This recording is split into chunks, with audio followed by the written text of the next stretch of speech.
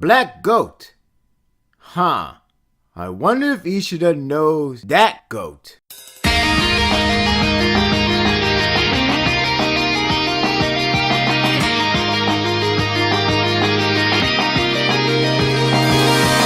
It really feels like it's been a long time since we have a normal Solitude chapter. Regardless that it does lead to the moment of future plan, comforting moment like this is always welcome for us as we get to see old faces, new faces, and a new endgame goal. As a whole, this chapter was really delightful, yet it is only a matter of when the massive outbreak will occur. I was surprised that it only went a month later, rather a much later time like 6 months or so. Since Tokyo Ghoul usually go that far in development, is interesting since it means that we will see fresh thoughts and reaction from other characters about this sudden event. As for this chapter, it's more of going back to the good old days, and it was charming as this series can get.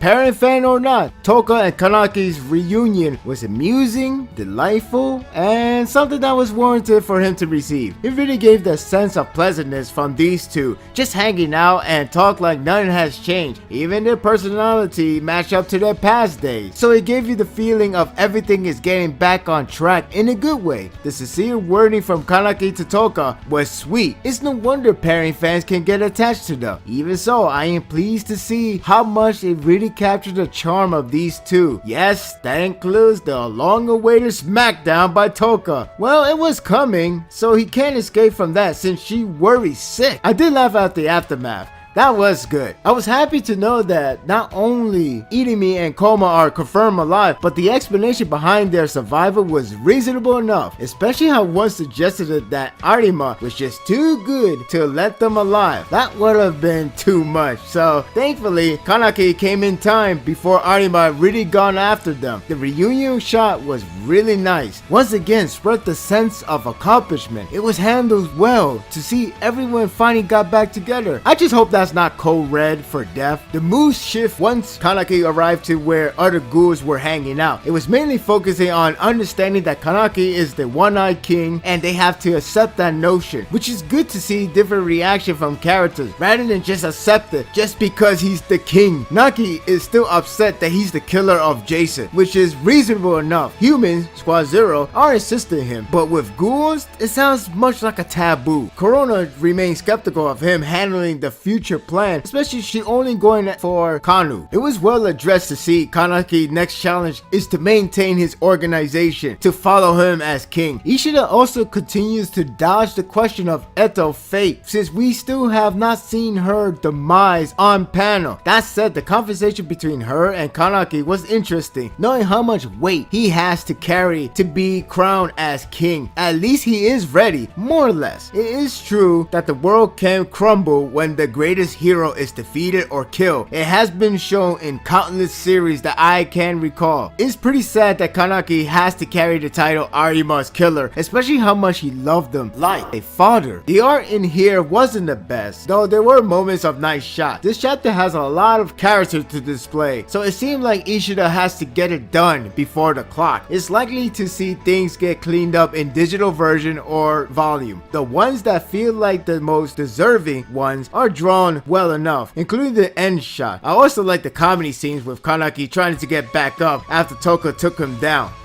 King who? Also, there were nice pieces such as Kanaki compared Toka's coffee to Yoshimura. Really sincere. The chapter closed off with Kanaki revealing his plan to bring ghouls and humans together. They will do it by force, which is understandable. It can't be done by talking. That would be near impossible in the condition they are in. I am for it for this idea, though if he's thinking the same as I am. The only real possible solution to work on is the removal of CCG. I mean, he can't create the ultimate peace, or rather he can eliminate the exterminator. I'm sure that's the most realistic take on the the idea. It was clever of Ishida to utilize the character trait of Kanaki, who adores novels, and create an organization named based on it, Black Goat. I wonder if Ishida understands the goat that internet people really know it for. It's great to see Kanaki is passive aggressive about his goal, truly shows his growth in display. He already have ghouls that are loyal to him. It's a step in the right direction, so it should be intriguing to see how Kanaki will be in the role of a leader, something that he is ready to take in command, but perhaps maybe in for a rude awakening in the future. This chapter was delightful and determined. It may not be a crowd pleaser in visual, but the scenes of reunion of old faces, new faces, and how the future is looking to be something that will be extraordinary. It's great to see great sense of pleasantness as well as determination to change its life cycle. I'm giving this chapter a 9.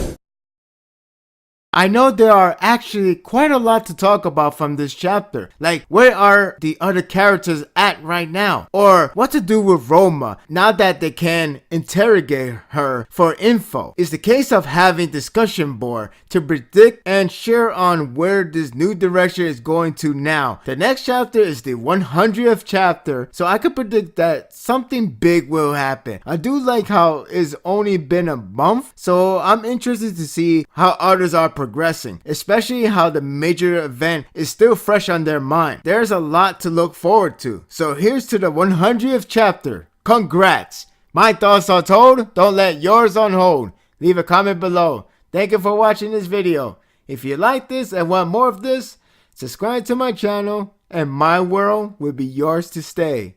Until next time, take care.